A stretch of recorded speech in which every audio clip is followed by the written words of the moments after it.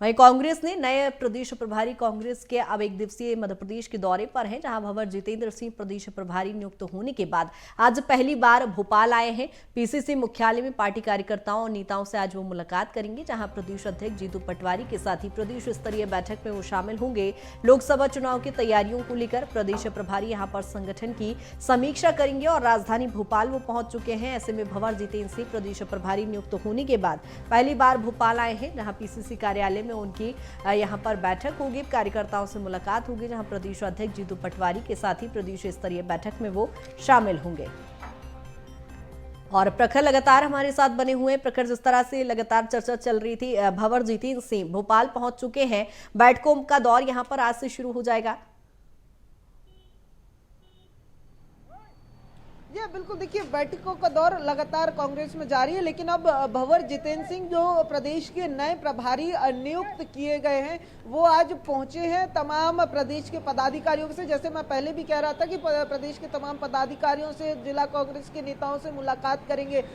दिल्ली का संदेश लाए हैं तमाम जो अमृत मंथन हुआ है मध्य प्रदेश विधानसभा चुनाव को लेकर। जैसा मैंने पहले भी कहा, संगठन को नई तरीके से खड़े करने की कोशिश है। चूंकि अगर बात की जाए लोकसभा चुनाव की तरफ पूरी तरीके से मैनेजमेंट अब कांग्रेस का दिखाई पड़ रहा है। हालांकि 6 महीने का समय बाकी है अभी लोकसभा चुनाव में, और इसी के मद्देनजर अगर देखें तो जिस तरीके से विधानसभा चुनाव बीता, तो उन तमाम गलतियों को इन अगले 6 महीनों में सुधारने की कोशिश जो है वो प्रदेश कांग्रेस की दिखाई दे रही है। चूंकि अगर बात की जाए तो लगातार लोकसभा चुनाव कांग्रेस के सरदर्द का कारण बनता हुआ दिखाई दिया है। चाहे हम 2014 के चुनाव की बात करें, 27 सीटें बीजेपी के हाथ गई थी।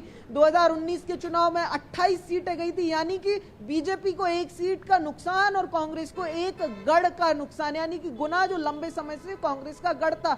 यानी कि एक बहुत निराशाजनक हार पिछले 2 लोकसभा चुनावों में देखने को मिली। उसके बाद फिर ये पिछला विधानसभा चुनाव, उस पर जो है नमक छिड़क कर गया, उस घाव पर नमक छिड़क कर गया। ऐसे में अगर बात की जाए तो तमाम जो संगठन को नई तरीके से खड़े बिल्कुल प्रखर, लेकिन यहाँ पर एक और बात की, जिस तरह से हम देख पा रहे हैं 28 लोकसभा की सीटें पूरी बीजेपी के हाथ में है और एकमात्र सीट यानी कांग्रेस के लिहाज से देखें तो सूखा पड़ा है। ऐसे में पीसीसी चीफ जीतू पटवारी के लिए या पूरी कांग्रेस के लिए कितनी बड़ी चुनौती देखी जाए?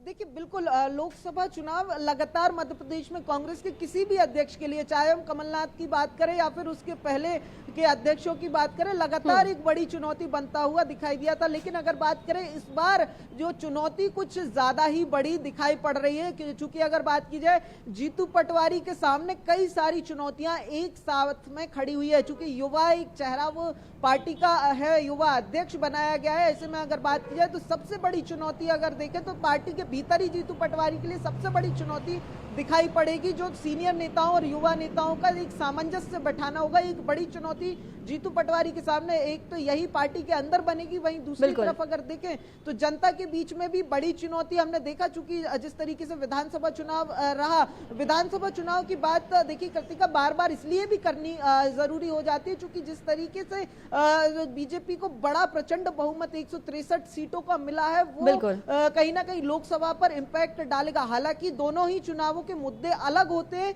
लेकिन अगर देखा जाए तो विधानसभा चुनाव को भी बीजेपी ने लोकसभा चुनाव की ही तर्ज पर लड़ा था, यानी मोदी की गारंटी के दम पर लड़ा था। बिल्कुल प्रखर, कहीं ना कहीं डबल इंजन की सरकार जो जीत के दावे कर रही है वो बेहद लाजमी भी हो जाता है कांग्रेस के लिए, कहीं ना कहीं चुनौती है। देखने वाली बात होगी किस तरह से कांग्रेस संतुलन बैठा पाती है। बहुत शुक्रिया तमाम जानकारी के लिए।